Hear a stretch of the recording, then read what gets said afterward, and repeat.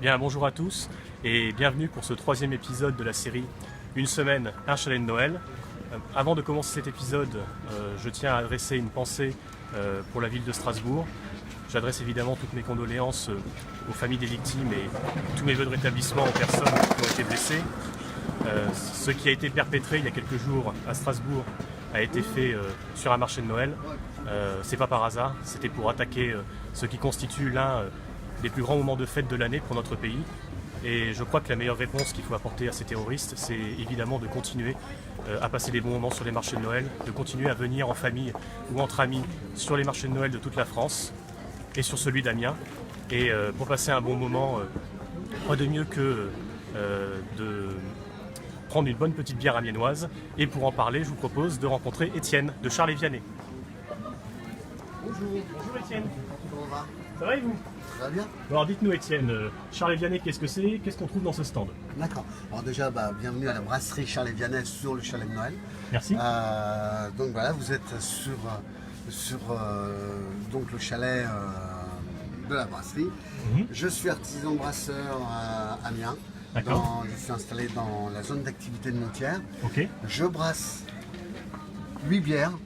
Enfin, 7,5. 7,5, pourquoi 7,5? Alors, parce que je dirais, il y a 7 bières que l'on fait toute l'année. D'accord. Et puis il y a une huitième, hop, là c'est la demi, si je puis dire, qui est la bière d'hiver. Mais alors pourquoi la demi? Parce que je la fais grosso modo de novembre jusqu'à février. La Voilà. bière de Noël, on peut dire. C'est la bière de Noël. Donc il y a 7 bières toute l'année, et puis des bières de saison au moment de Noël. Voilà. D'accord. Alors dites-moi, donc vous la brassez à Amiens la bière, c'est ça? Tout à fait. J'ai la chance de travailler avec un apprenti qui n'est pas là aujourd'hui, qui s'appelle Aurélien, que je salue, D'accord. et qui fait un travail exceptionnel. Et Aurélien et moi, donc, faisons nos recettes de bière. On brasse, on met en bouteille, on étiquette, on bouchonne, on commercialise, on livre et on fait tout nous-mêmes. Est-ce que Voilà. vous pouvez nous présenter ces bières différentes? Dites-moi, quelles sont de différence cette bière? Dites-moi. Ah ben, c'est très simple.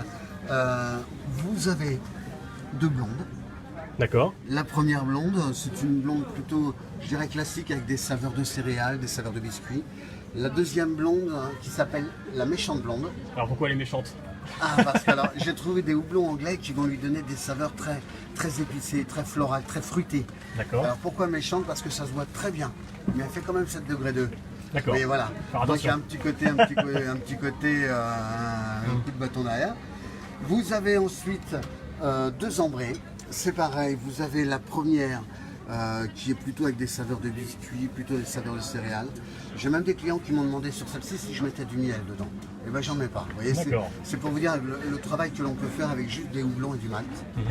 Et puis vous avez la petite sœur de l'autre, la vilaine rousse. D'accord. Pareil, dans le même esprit, avec ces houblons qui amènent à des notes florales, des notes fruitées.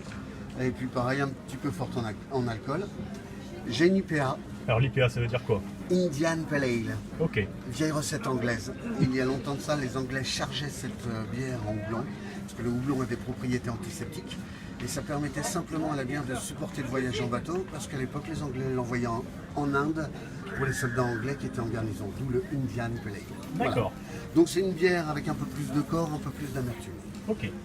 Vous avez la porteur. porteur, que j'ai la chance de pouvoir faire en collaboration avec le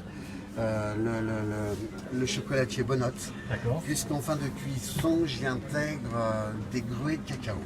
Ok. Donc c'est une très bonne brune, et en fin de bouche, on a l'amertume du cacao, Le cacao qui revient. qui revient, c'est très sympa.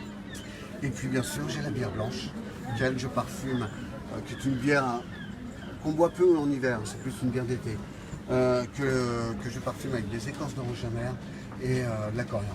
D'accord. Et la bière de Noël alors? Qu'est-ce Et qu'elle a la de bière de spécial? Noël.